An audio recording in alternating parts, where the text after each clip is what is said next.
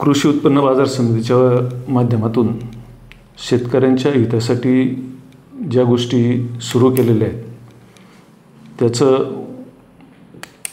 त्या शेतकऱ्यापर्यंत जाव्यात ह्या अपेक्षेनं मी आज तालुक्यातील शेतकऱ्यांशी बोलू इच्छितो. आपण बाजार समितीच्या वतीने नेहमीप्रमाणे कांदा, भाजीपाला आणि भुसार ह्या तिन्ही गोष्टींचं व्यवसाय इथं चालतो.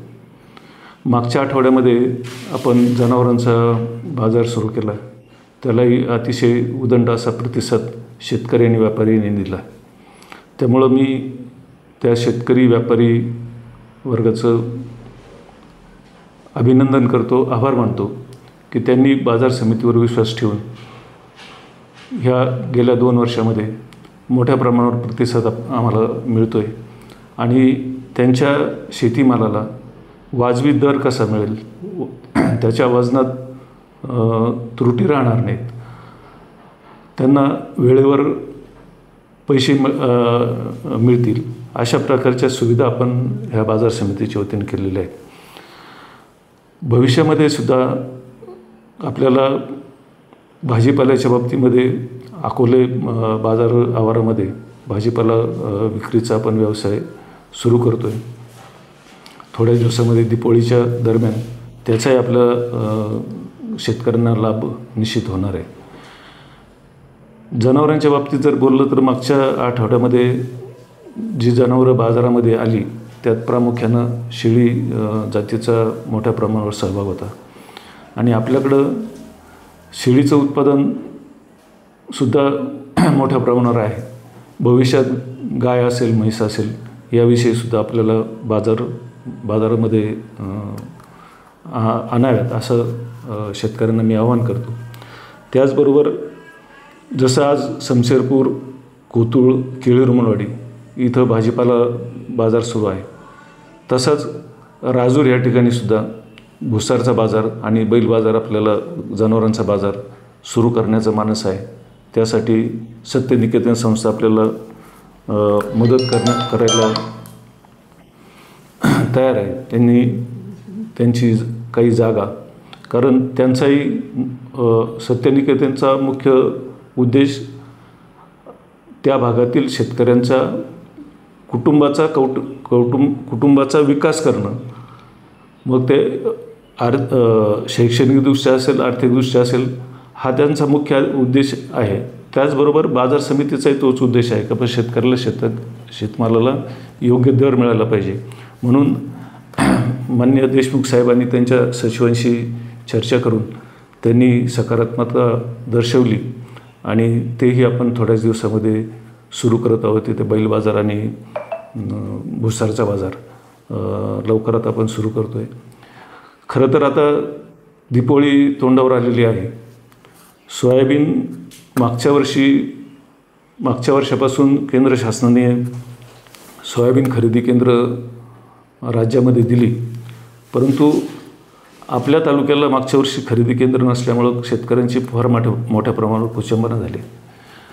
त्यात प्रामुख्यानं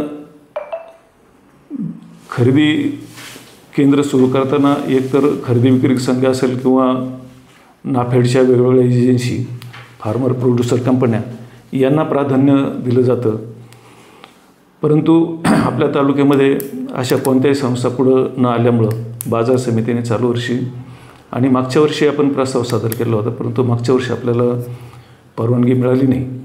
परंतु ह्या वर्षी आपण वेळेच्या अगोदर जे 16 सप्टेंबरला आपण प्रस्ताव नगरला सादर केला आहे.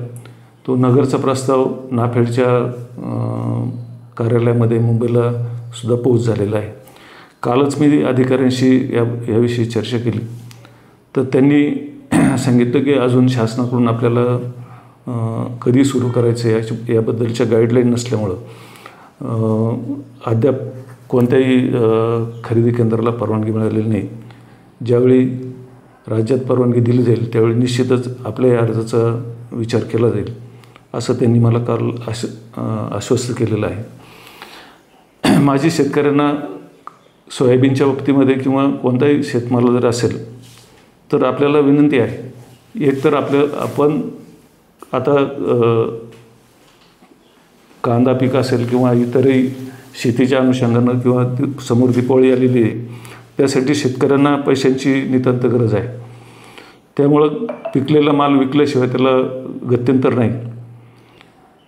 ज्यावेळी सोयाबीन केंद्र सुरू होईल त्यावेळी निश्चितच त्याचा लाभ आपल्या सर्व शेतकऱ्यांना मिळेल. परंतु ज्या शेतकऱ्यांना ठेवण्याची ऐपत आहे अशा शेतकऱ्यांनी एकतर सध्या तरी सोयाबीनसारखं पीक बाजारात आणू नये, कारण किमती अतिशय कमी आहे. आणि ज्यांना विकायचंच आहे त्या शेतकऱ्यांनी मात्र आपला शेतमाल विक्री करताना बाजार समितीचे अधिकृत जे व्यापारी आहेत त्याच व्यापाऱ्यांना विक्री करावा, जेणेकरून आपल्या भविष्यामध्ये जर शासनाने कोणत्या प्रकारच्या योजना आणून आपल्याला जर मदत करायचा प्रयत्न केला तर त्यापासून आपण वंचित राहणार नाहीत. मला कारण मागच्या काही वर्षाचा जो अनुभव मी इथला पाहिला तर त्याच्यामध्ये असं दिसतं की शासन ऐन वेळेला अनुदानाच्या स्कीम जाहीर करतं, परंतु मागच्या 3 वर्षापूर्वी मला वाटतं कांद्याच्या पिकासाठी शासनाने अनुदान जाहीर केलं 350 रुपये, परंतु आपल्या तालुक्यातील बहुतांश लोक त्यापासून वंचित राहिले. त्याचं एकमेव कारण होतं की आपला एकतर खेड्यावर खरेदी करणं किंवा जे व्यापारी ज्यांच्याकडे लायसन नाहीत अशा लोकांना तो माल विक्री केला गेला, त्यामुळं लोक वंचित राहिले. भविष्यामध्ये अशा प्रकारची परिस्थिती उद्भवू नये म्हणून वारंवार मी माझं संचालक मंडळ याविषयी लोकांची जागृती करत आहे की आपण आपला माल शेतमाल हा अधिकृत व्यापाऱ्याला विक्री करावा.